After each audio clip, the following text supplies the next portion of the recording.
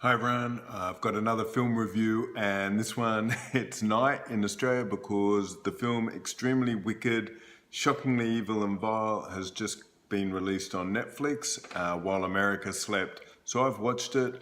I'm going to do a quick film review, but it's going to be a little bit different because I'm going to go through some of the things contained in the film and explain them kind of in the spoiler section about what is true, what really happened.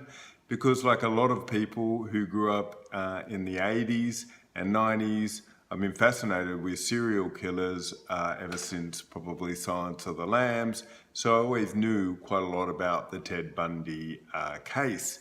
And so this is where my film criticism kind of crosses over. So the first thing that I normally do with my film reviews is I say whether it's worth seeing and whether it's worth seeing in the cinema. In this case, it's on Netflix. And then we go through, how good the film is overall. So the first thing I want to say is I think this film is really not very good at all. It's shot by a guy named Joe Berlinger, who is much better known as a documentarian. And you might have seen he did a film on the famous true crime case, the Memphis West. And I think that's called Paradise Lost. I saw it decades ago. But recently he did the kind of strangely the companion piece to this, which was the interview series with Ted Bundy, which is also on Netflix. It's a four-parter, and I've seen it, and it's really quite good. It's a superior piece of work. So I actually would give this a miss. But if you are curious about Ted Bundy, then I would watch the documentary. And finally, if you do watch it, or you're just fascinated by these stories, keep watching, and I'll tell you a little bit about the film, and then I'm going to tell you about the ending, what's true, what isn't, what happened to those people, and explain a few things which go missing in this particular film. Okay, back in a second.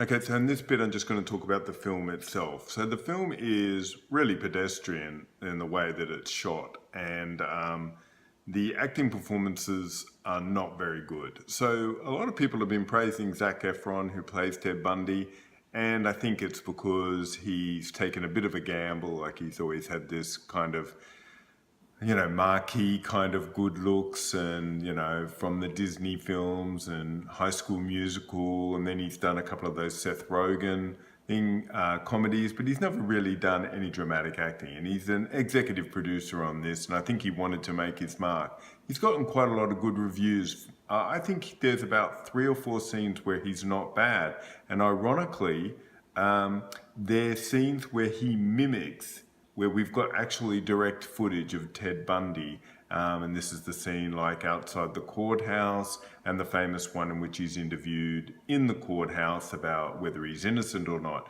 And Zac Efron nails that, and I think that's because he had something he could really mimic.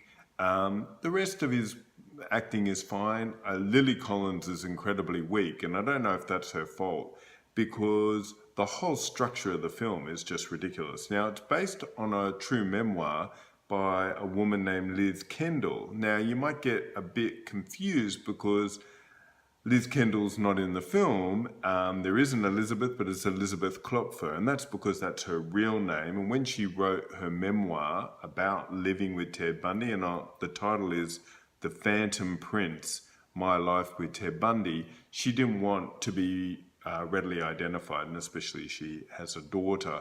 So I think she did that. It didn't sell that much. In fact, it's kind of a bit of a cult hit on Amazon. It's out of print, so you've got to pay quite a lot to get to it. So Lily Collins is stuck within the structure of this movie, which is to tell a very different story about a serial killer, which is as if from the victim, a victim being that she's lied to constantly but never harmed, and the way that he maintains a relatively reasonable relationship with her for a number of years when they're both in Seattle before things start to unravel, and then he goes to Utah and Salt Lake, and you can look all this up, but then more girls go missing, and they maintain a relationship of sorts for quite a while. The other people in the cast, well, I don't know what actually, this is a genuine question. Is John Malkovich got a contract with Netflix because he was in Bird Box, he was in Velvet Buzzsaw, he's now in this. So I don't know if just anytime you're going to do a film which appears on Netflix, they just go, you've got to put John Malkovich in it. Although I'm pretty sure this got made, was then on the award circuit, then Netflix bought it. So that kind of does my own theory wrong. But John Malkovich is not bad. He's not great. I actually thought the best actor in the whole thing, he's only got about 3 scenes, is Jim Parsons from the Big Bang sitcom. And he's actually really, really good in a relatively weak film. And the problem with this film is, because it's concentrating on the relationship between Elizabeth Klopfer and Bundy, they have to keep anything which is dramatically horrible, any of the killings, to the side, because the relationship wouldn't work if she is ever convinced 100% that he is guilty.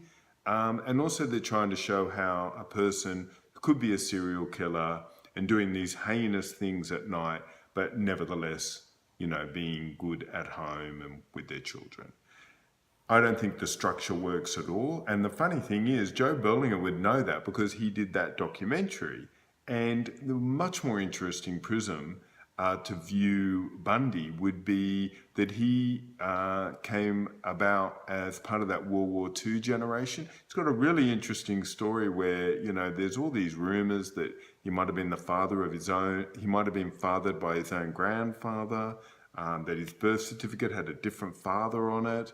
That there is all these stories of his childhood being quite good where he tells the stories, but other people in his family say, that one night they woke up and they were surrounded by knives when he was about, 3 or 4. It's, quite amazing. So anyway, I just think the film doesn't work. I think they could have used a different prism to get into, and there's some laughable scenes. There's a scene where they're looking at, adopting a dog, and the dog kind of recognizes how evil Ted Bundy is. Really, filmmaking 101. There's a scene where the camera just swivels around him when he's talking to, I think, the woman he eventually married, Carol Ann Boone, I think. And I'll just check that. Carol Ann Booth. And it just swings around them. It's just, why would the camera be doing that? What's it trying to tell us filmically? It's just stupid. Anyway, I'm going to come back and we'll talk a little bit more about what is true and what isn't. Okay, so let's just expose some of the things which happen in this film which are or aren't true. So the first big thing which you talk about is the ending, where after all this stuff, Elizabeth goes to meet Bundy where he's on death row, and supposedly he tells her that he did do the killing by writing down what happened to this lady's head. And that never happened. She never went down there. And the best that can happen is in that biography, that memoir she writes, that she had a phone call with him close to the end, and it was a bit ambiguous. So they just wanted to show something. And this is because one of the sins with this whole film is the victims are to the side. I actually think if I knew any of these victims, I would be angry. This really sugarcoats the horror of what Ted Bundy did. Ted Bundy, not only was he a rapist and a violent man and a murderer, he was a necrophiliac. Really, there is evidence that when he was 14, a girl just around the corner from his house disappeared. She was 8. There's up to and including up to 100 victims, depending on the amount of evidence that they were able to get. He was just a horrific person. And I do think that could be a good film about how he was able to maintain that prism of looking normal and being a killer. But if you look at really successful serial killer films, let's say Silence of the Lambs, they're able to show how it is when the horror occurs and how that person is almost a different, complete personality to when they are normally talking to people. And that is not achieved in this at all. And in fact, I think people could leave and think, oh, well, you know, was Ted Bundy that bad? Because they really keep the gore away apart from one scene. The other thing is, in it is implied that Liz Kendall or Liz Elizabeth Klopfer really just made one phone call and was never quite sure whether he did it, and she really felt guilty about it. Now that's not true. She did make that original phone call, and that was after the two girls went missing in Seattle near the lake, because Ted Bundy, not only did he have a Volkswagen, but he also he fitted everything, and also she had her own suspicions. Then when he went, because you know, it got too hot in Seattle, he then moved, and I might have him out of order, but he either lived for a small time in Colorado, but definitely in Utah, and he might have just gone across the border.